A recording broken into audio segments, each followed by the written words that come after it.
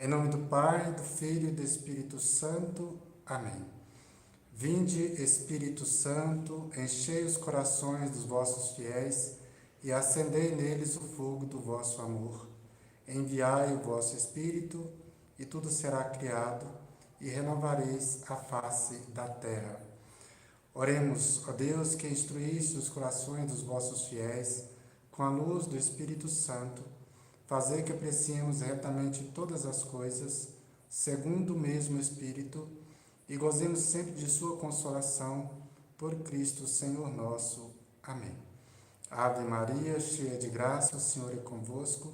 Bendita sois vós entre as mulheres, bendito é o fruto do vosso ventre, Jesus. Santa Maria, Mãe de Deus, rogai por nós, pecadores, agora e na hora de nossa morte. Amém. Divino Espírito Santo nos ilumine. Maria, a sede da sabedoria, interceda por nós nessa aula de hoje. Então, nós vimos em duas aulas, sobre o Espírito Santo. Creio no Espírito Santo. E agora o Catecismo vai apresentar para nós, a partir do artigo 9 do capítulo 3 aqui da segunda sessão, creio na Santa Igreja Católica. Aqui agora vai ser desenvolvido tudo aquilo que a gente chama na teologia de eclesiologia, ou seja, o estudo sobre a igreja. Sempre que vocês ouvirem a palavra logia, vocês vão entender como estudo, Vem do grego logos, estudo, compreensão, entendimento. E eclésia, vem de igreja, então estudo da igreja, eclesiologia. Bom, aqui no nosso catecismo, eu já vou começar hoje lendo um trecho aqui da Lumen Gentium, a Luz dos Povos, que é outro documento da igreja. Quando a gente terminar o catecismo, a gente pode até pensar em estudar outros documentos também, Não tem fim, é muito documento que nós podemos estar estudando e esse estudo pode continuar até quando quisermos. Então, na Lumen Gentium diz assim, que é luz dos povos, Sendo Cristo a luz dos povos, este sacrossanto sínodo, congregado no Espírito Santo, deseja ardentemente anunciar o Evangelho a toda criatura e iluminar todos os homens com a claridade de Cristo, que resplandece na face da Igreja. É com essas palavras que começa, então, a Lumen Gentium, a constituição dogmática aí do Concílio Vaticano II, Teve um concílio, aí foi feito vários documentos e um deles é sobre a igreja. Então, o que diz aqui nesse trecho? Diz para nós que a igreja é congregada no Espírito Santo e ela quer anunciar o Evangelho a todas as criaturas com a claridade de Cristo. A igreja é a presença de Deus no mundo. Mas o que é realmente a igreja? Os padres da igreja usaram uma expressão bastante simples para entender a relação da igreja com Jesus Cristo e o que é a igreja. Eles diziam assim: Jesus Cristo é o sol e a igreja é a lua. Então, de certa forma, a igreja está tão ligada a Cristo que ela ilumina os povos com a luz de Cristo. E assim acontece com a lua. A lua ela alumia as noites escuras com a luz do sol que reflete sobre ela. Então, o artigo que nós vamos estudar sobre a igreja, ele depende dos dois anteriores que nós estudamos, que é sobre Jesus Cristo e sobre o Espírito Santo. Porque a igreja ela foi instituída por Cristo e ela foi confirmada com o Espírito Santo no Pentecostes. Então aqui nós temos uma dependência da igreja, tanto de Cristo quanto do Espírito Santo. Podemos ver isso de uma forma mais concreta. A igreja, ela só conseguiu e consegue estar no mundo há tantos anos, a evangelizar tantas pessoas, porque o Espírito Santo a guia, porque são muitas as dificuldades. E, ao mesmo tempo, tudo aquilo que a igreja oferece nos sacramentos é o próprio Cristo. Os sacramentos é como fosse Cristo sendo oferecido para as pessoas nas várias etapas de suas vidas. Então, a igreja é o lugar onde floresce o Espírito Santo, mais uma afirmação dos santos padres da igreja. A fé na Trindade da fé na Trindade procede a fé na igreja santa, única, católica, apostólica e romana. Então, se eu creio em Deus Pai, Filho e Espírito Santo, eu posso crer na igreja. Mas se eu negar crer em qualquer um desses três, fica difícil eu crer na igreja. Então, nós vamos ver aqui o que é realmente a igreja da agora em diante nessas aulas. E hoje, o parágrafo 1º do artigo 9º, que é sobre a igreja, nós temos a igreja no desígnio de Deus.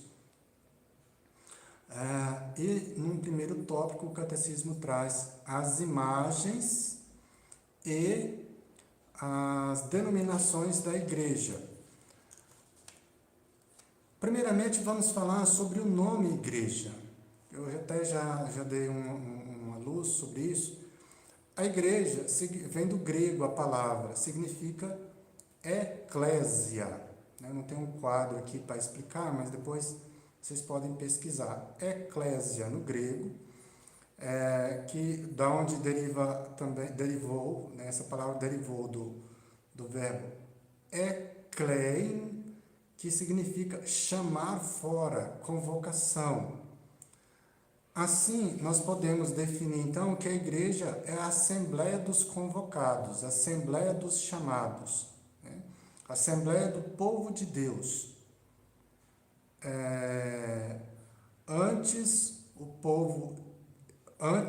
Povo de Deus antes de Cristo e agora também. Então, a igreja, ela é o povo de Deus antes da vinda de Jesus e agora também. Ela não passou a existir após a vinda de Jesus. A igreja está no desígnio de Deus desde o início dos tempos. Nós vamos ver isso também mais para frente.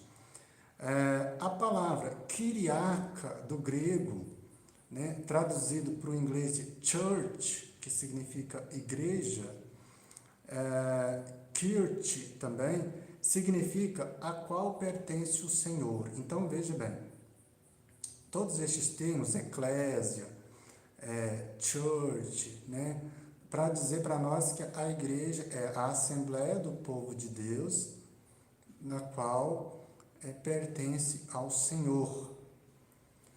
Então, na linguagem cristã, nós usamos os termos para falar de igreja, assembleia litúrgica, comunidade litúrgica e assim por diante.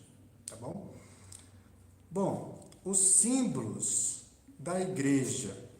Nós temos várias imagens na Bíblia para falar do povo de Deus, da igreja. No Antigo Testamento, as imagens e figuras que são usadas têm, no fundo, a ideia de povo de Deus. Uma das imagens usadas nas Sagradas Escrituras é de redil. Sendo assim, a igreja é um redil, da qual as ovelhas estão ali, e Cristo é a porta. Eu sou a porta, diz o Evangelho de João. O ladrão salta o muro. Eu sou a porta.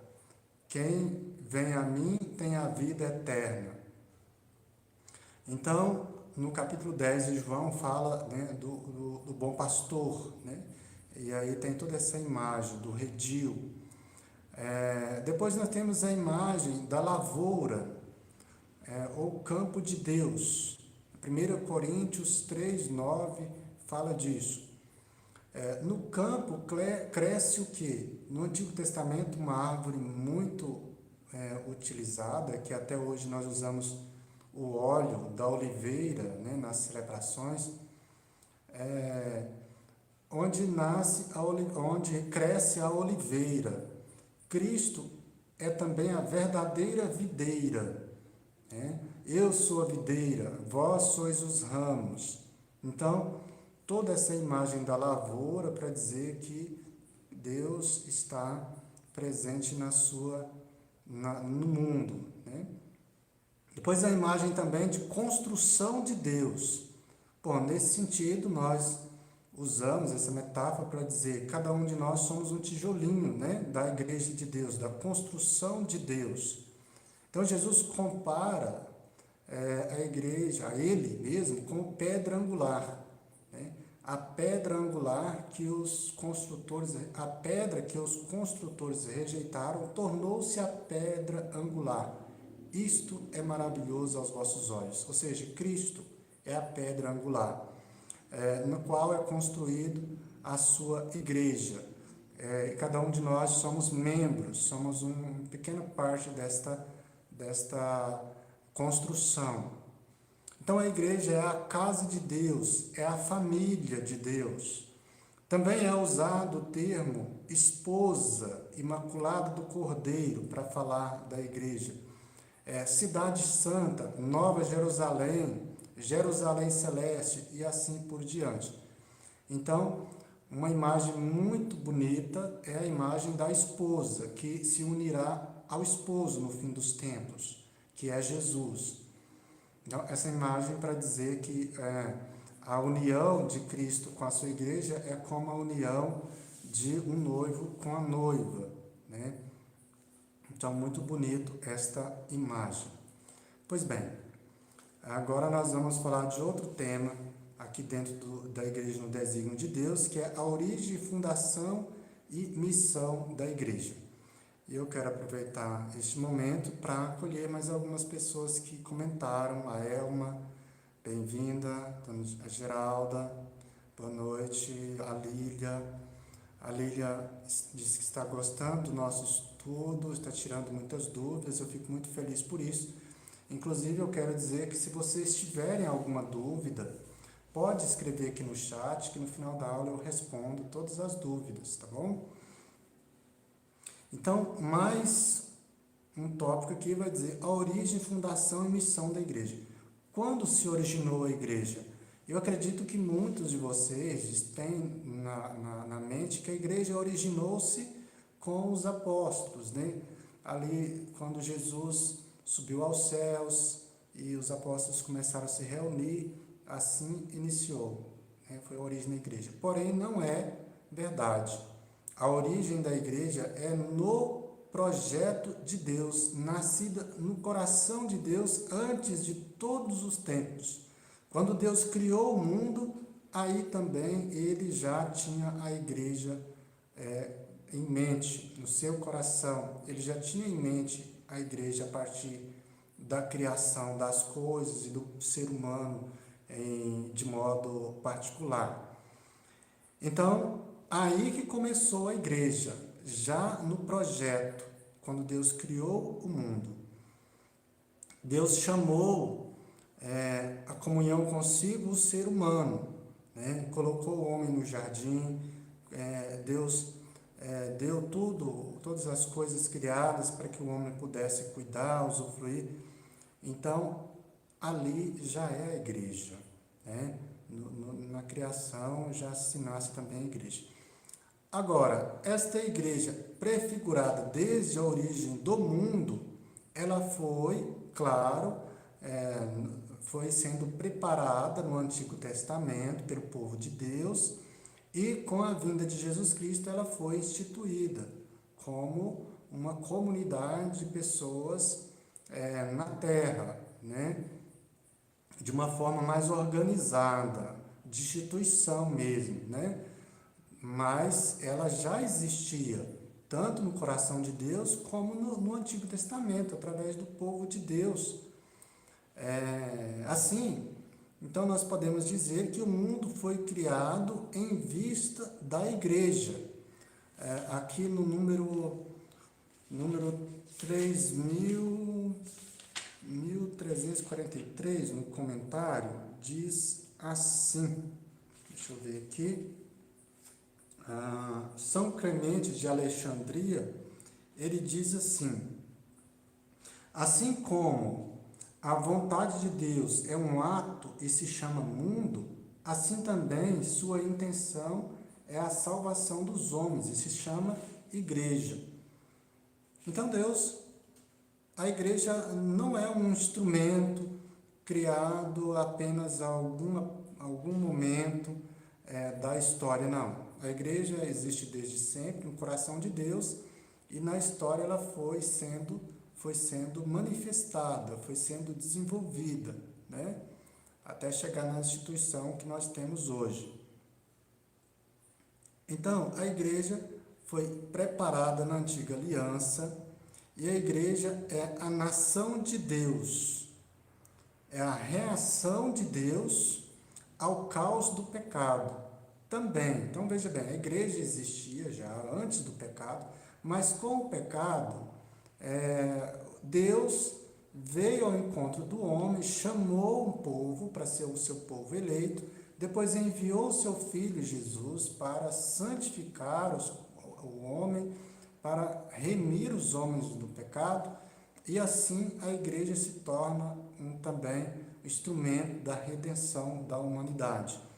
Então, Deus reagiu ao pecado, não excluindo o homem, não o afastando, mas congregando, reunindo através da igreja para que pudessem ser salvos, né?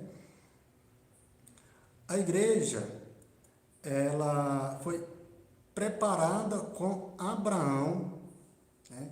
Essa é uma preparação remota, né? Lá, quando Deus chamou Abraão, de certa forma ali já inicia a igreja, é onde tem um povo, né? Deus prometeu a Abraão um povo e isso aconteceu. Agora, a preparação imediata da igreja acontece na eleição do povo de Israel. Quando Deus retira o povo de Israel do Egito, escolhe este povo para habitar na terra, né? Então ali está a igreja, de forma mais imediata, né? E isso, mesmo com o exílio, com a expulsão deste povo da sua terra, eles não se dispersaram, eles continuaram unidos. E aí, nós temos aí uma imagem mais forte ainda da igreja, porque o povo que voltou do exílio é o resto de Israel, né? Foram poucas pessoas que continuaram fiéis ao projeto de Deus para eles, né? Então, a igreja instituída por Cristo. Então, vocês viram que nós temos várias etapas. A igreja no coração de Deus, a igreja como preparação remota com Abraão, a igreja como preparação imediata com o povo de Israel, e agora a vinda de Jesus Cristo na plenitude dos tempos. Jesus, ao vir, né, ele realizou o plano de salvação do Pai. Então, com a vinda de Jesus, todo ser humano terá a oportunidade de ser salvo. Todo ser humano pode reencontrar com Deus, pode ter a comunhão com Deus novamente, e aí ter a sua felicidade, a sua salvação. E o motivo da missão de Jesus foi justamente isso, é de redimir. Nós vimos lá nas aulas da Santíssima Trindade que a missão do Pai é criar, o Pai é o Criador, o Filho é o Redentor e o Espírito é o Santificador, né? Então é a missão de Jesus.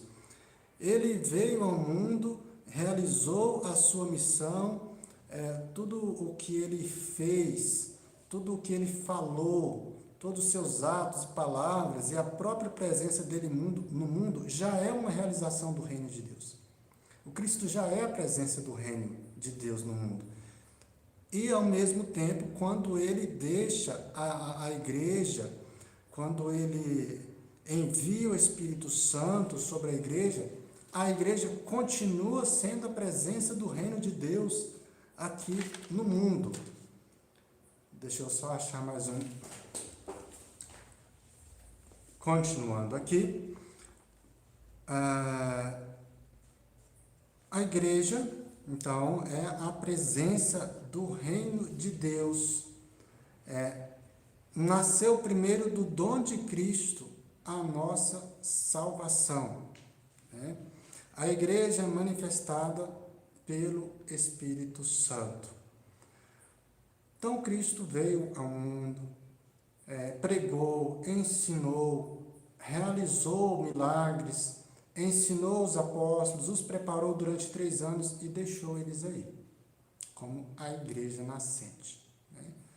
O primeiro dom de Cristo para o mundo é a igreja. O segundo dom é o quê? É o Espírito Santo. Cristo enviou o Espírito Santo que manifesta, em Pentecostes, a igreja foi manifestada pelo Espírito Santo, porque o Espírito desceu sobre a igreja reunida. E aí, publicamente, ficou-se conhecida a igreja, no mundo inteiro. A partir daquele momento, os discípulos viajaram para várias regiões do mundo e pregaram, ensinaram, anunciaram o Evangelho de Jesus, e a igreja se fez presente pelo mundo inteiro. Segundo estudos, a igreja, que começou ali em Jerusalém, se espalhou por todo o mundo, chegando até Roma, onde está hoje a sede da nossa igreja. São Paulo tinha a pretensão de ir até a Europa, a Espanha, né? Na época ali, esses países, ele não chegou, mas São Paulo tinha a pretensão de viajar até aqueles lugares onde eram os mais distantes naquela época, mas ele não chegou aí, ele morreu em Roma, decapitado, como a gente sabe. Porém, futuramente a igreja se espalhou pelo mundo inteiro. E hoje nós temos a igreja católica presente em todas as partes do mundo. Em alguns lugares, claro, com muitas perseguições, muito poucos fiéis, mas é sim uma igreja muito forte porque ela é unida. A igreja que a mesma liturgia que é rezada aqui, na nossa paróquia, na nossa comunidade, é a liturgia que é rezada lá no Japão ou em qualquer outro lugar do mundo. Isto prova para nós que é a igreja de Jesus Cristo. Durante 2000 anos, enfrentando várias provações, essa igreja permaneceu. Essa igreja continua. A igreja enfrentando até mesmo provações de investidas do inimigo dentro dos seus próprios membros, até mesmo os membros ordenados, com escândalos, coisas que nos deixam o coração triste, porém ela permanece. Essas pessoas passam, vão e a igreja permanece. Isso que é muito, muito bom saber, porque às vezes a gente pode ter uma imagem na igreja muito ligada a uma pessoa ou a algumas pessoas, não, mas a igreja é muito mais do que isso. Também a Rose acabou de chegar, seja bem-vinda. E assim, o Espírito Santo, ele distribui na igreja vários dons e carismas, na qual ela pode exercer a sua missão guiada pelo Espírito Santo no mundo inteiro. Nós temos os carismas das congregações, nós temos os carismas dos diocesanos, os monges e assim por diante. Nós temos as pessoas na comunidade, cada um trabalhando em uma pastoral, com uma vocação, e assim por diante. Cada pessoa com seu dom, isso é pelo Espírito Santo que acontece. A igreja, então, ela é dirigida pelo Espírito Santo. A igreja é consumada na glória. A igreja, nós sabemos que ela tem 3 dimensões: a dimensão celeste, a dimensão padecente e a dimensão terrestre, né? A igreja triunfante ou celeste é a igreja dos santos, daqueles que já venceram o pecado. A igreja padecente é aqueles que já morreram, mas ainda precisa pagar alguma pena. Por isso nós rezamos para os falecidos, pois não sabemos ainda se eles chegaram ao céu. E a igreja peregrina ou terrena é a igreja que nós participamos, a comunidade eclesial que nós fazemos parte.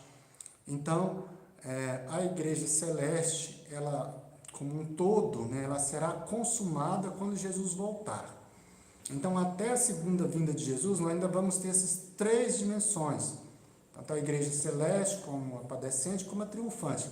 Mas na segunda vinda de Jesus, essas 2 dimensões vão acabar, vai ficar apenas a igreja celeste, na consumação dos tempos. E aí, será para sempre isso, né? Será a união, a comunhão plena do ser humano com Deus eternamente, no projeto dele. Então, nós precisamos muito rezar para que a igreja seja realmente presença de Jesus no mundo, para que as pessoas convertam ao projeto de Jesus, façam parte da igreja, ajudem, né, na evangelização. Depois nós temos mais um tópico aqui deste artigo, desse parágrafo. Primeiro, o mistério da igreja. Então, como eu já disse, a igreja, ao mesmo tempo que ela é terrena, ao mesmo tempo que a gente vê os seus membros, a gente participa das celebrações, ela é um mistério. Aproveito aqui para acolher a Zélia também, que acabou de chegar. Então, a igreja é um mistério. Ela é visível, porque nós vemos os templos, né? Nós vemos o povo reunido, mas é espiritual. E aqui está todo o sentido para a gente não desanimar diante das provações. Por mais que no plano visível a gente esteja vendo dificuldades, provações, pessoas ficando infiéis, pessoas errando, nós temos que perceber que essa igreja é visível, é ao mesmo tempo invisível. Mas só se pode ver essa realidade invisível, espiritual da igreja visível pela fé. Sem a fé a gente não consegue ver isso. Quando a gente começa a olhar para a igreja muito no aspecto terreno, querendo fazer dela até mesmo um partido político, alguma ação solidária do nível humano, uma filantropia, né? Nós não conseguimos ver a igreja celeste. A igreja celeste, na dimensão espiritual, nós percebemos que nada vai derrotar os filhos de Deus. A igreja tem sim que agir do ponto de vista humano, ajudar as pessoas pobres. A igreja tem que fazer de tudo aquilo que a gente chama de obras de misericórdia físicas, corporais, né? Que é dar de comer quem tem fome, vestir quem está nu, dar de beber quem tem sede, e assim por diante. Então a gente percebe que essa dimensão humana, terrena, da igreja, que ela tem que viver, não exime da presença da igreja espiritual. E nós temos que acreditar na igreja espiritual em primeiro lugar. Principalmente, às vezes, a gente questiona por que há tanto mal no mundo, por que todas as pessoas não procuram fazer o bem. Há pouco eu via aqui um vídeo de alguém falando que a religião não ajuda em nada, que a religião só atrapalha, que a religião prende, que a religião proíbe. Na verdade, é uma corrente que está surgindo hoje, as pessoas que querem, às vezes, até batizar os seus filhos, querem fazer parte formalmente da igreja, mas de forma concreta e comprometida não querem, porque têm em mente isso, né? Que a religião lhe reprime, que a religião atrapalha ele ser livre e assim por diante. Mas não é isso. Nós queremos principalmente que a igreja espiritual seja uma realidade na vida das pessoas e façam elas alcançar a comunhão com Deus. Então essa igreja, ela é organizada de forma hierárquica, né? Então, quando nós vemos aí toda a estrutura, o Papa, os cardeais, os bispos, os padres e assim por diante, não quer dizer que alguém é mais importante que os outros, ao contrário. Na igreja, quanto maior a missão, maior tem que ser o trabalho, maior tem que ser a entrega e mais tem que ser a humildade dessas pessoas que assumiu essa missão diante da igreja. Então, nesta organização hierárquica está presente, a gente pode ver a igreja espiritual, porque como é possível uma organização tão grande, né, se manter?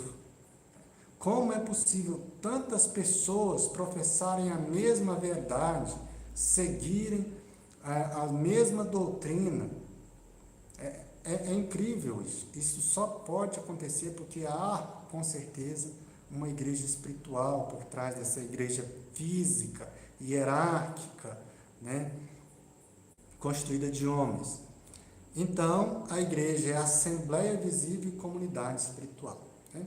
Todas as pessoas reunidas no mundo inteiro, assembleia visível. Comunidade espiritual abrange, inclusive, pessoas que não participam da igreja, mas são sinceras de coração, praticam a caridade. Essas também estão dentro da dimensão da igreja espiritual. Então, igreja celeste e terrestre, já falamos, essa é a citação. A obra salvífica da humanidade, a obra salvífica de sua humanidade santa e santificante é o sacramento da salvação, que se manifesta e age nos sacramentos da igreja, que as igrejas do Oriente denominam também os santos mistérios. Os 7 sacramentos são sinais e instrumentos pelos quais o Espírito Santo difunde a graça de Cristo, que é a cabeça, na igreja, que é seu corpo. A igreja contém, portanto, e comunica a graça invisível que ela significa. É nesse sentido analógico que ela é chamada de sacramento.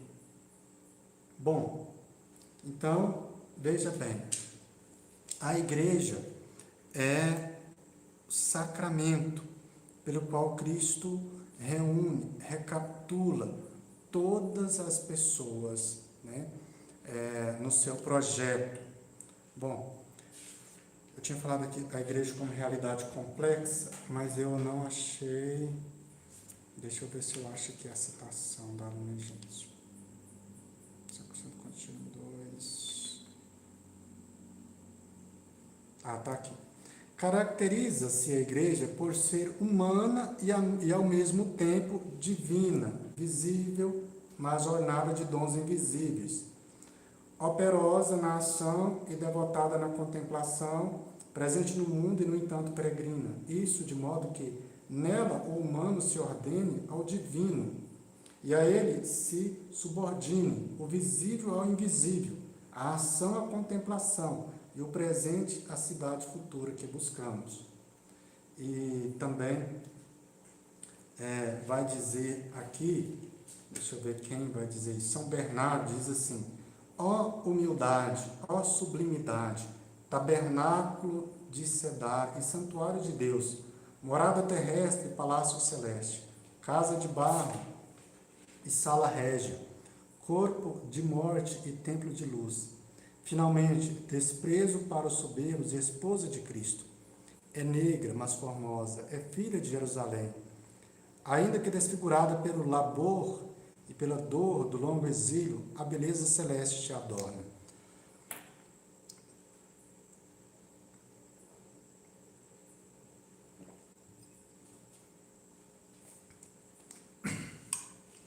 Então, nós podemos ver aqui Que a igreja, ela é mistério da união dos homens com Deus. Os sacramentos é como que a presença de Cristo na igreja, né? De forma mais especial, é claro, a Eucaristia, né? A Eucaristia é a presença real de Cristo. Mas todos os sacramentos é Cristo entregue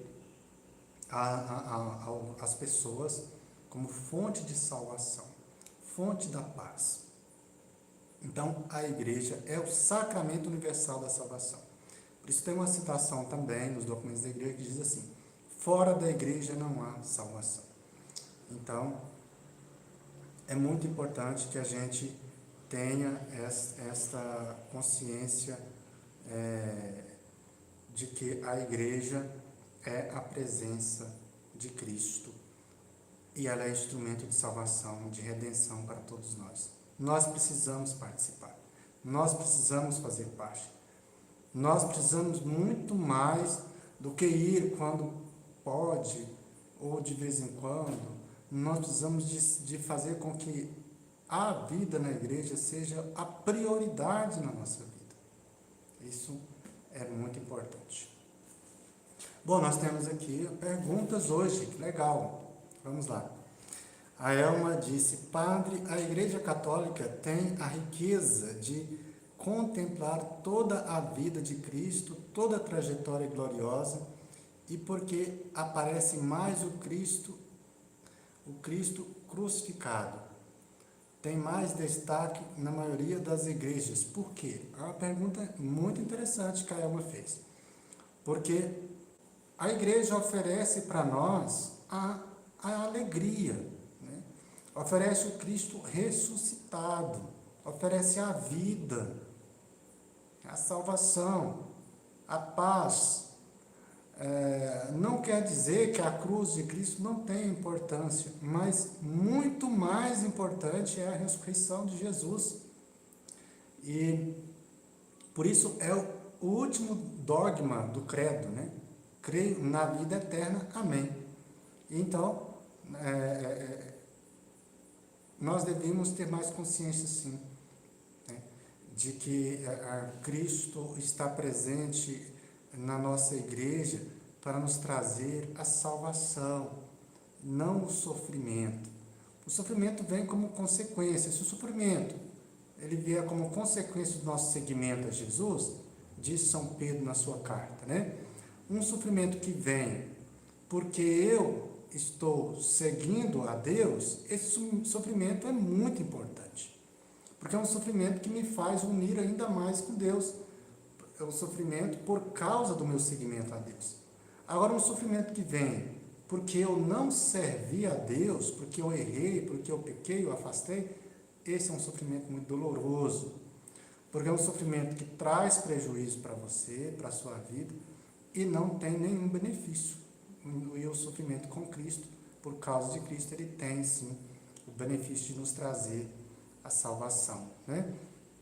E é interessante isso porque as pessoas na Semana Santa, por exemplo, participam muito mais da procissão do Senhor morto do que da procissão da ressurreição de Jesus, né? Porque é de manhã? Eu acho que não, né? Hoje em dia, algumas paróquias fazem bem mais tarde, mas mesmo assim as pessoas não participam. Nas missas de ressurreição, não participam tanto quanto nas outras missas, né? Principalmente na sexta-feira. Nessa procissão do Senhor morto, é o auge da Semana Santa, né?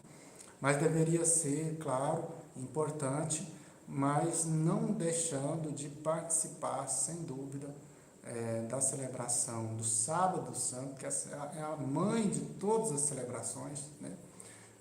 E da celebração da ressurreição também do Senhor.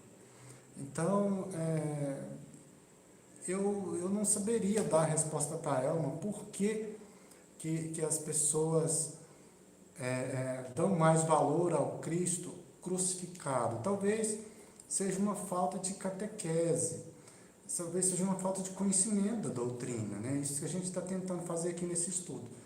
eu vejo falta de conhecimento por vários outros aspectos também. Às vezes, as pessoas não participam de forma adequada da missa, porque não têm conhecimento do que é a missa, de forma no estudo, né? As pessoas vão na missa, não cantam o Cordeiro, não cantam o Santo, não participa, e a missa não é para ser assistida, é para ser participada, né? Várias outras coisas que de ordem, do nível da questão de catequese, que não, as pessoas, por falta de conhecimento, não usufruem do bem que tem, né, na sua igreja. Bom, então eu agradeço o comentário aqui. Deixa eu só ver aqui. A Lília disse: acho que todas as igrejas têm o Cristo ressuscitado. A gente vai chegando e já vê o Cristo. Acho muito importante para nós católicos. Sim, com certeza, Lília. Em todas as igrejas, com exceções de algumas na comunidade rural, está presente o Cristo ressuscitado, que é a hóstia consagrada, né? Então, eu participei há muito tempo de uma comunidade que eu achava muito bonito. O costume daquela comunidade era toda pessoa que chegava ali, primeiro ela se dirigia ao Santíssimo e fazia a sua oração. Depois ela vinha e sentava no banco para continuar a preparação da Santa Missa ou para o culto eucarístico. Então, o Cristo ressuscitado está ali. Hoje, várias igrejas, elas estão priorizando ficar aberto o dia inteiro o Santíssimo para a pessoa que quiser passar ali e fazer a sua visita. Eu acho isso de extrema importância, tá bom, Miriam? Muito bem lembrado. Que Deus abençoe cada um de vocês que participou comigo. Deus abençoe sua família, seus projetos e trabalhos. Aguardo vocês para quarta-feira que vem, às 20h15, para a próxima aula, continuando o tema da igreja. Deus te abençoe. Em nome do Pai, e do Filho, e do Espírito Santo. Amém.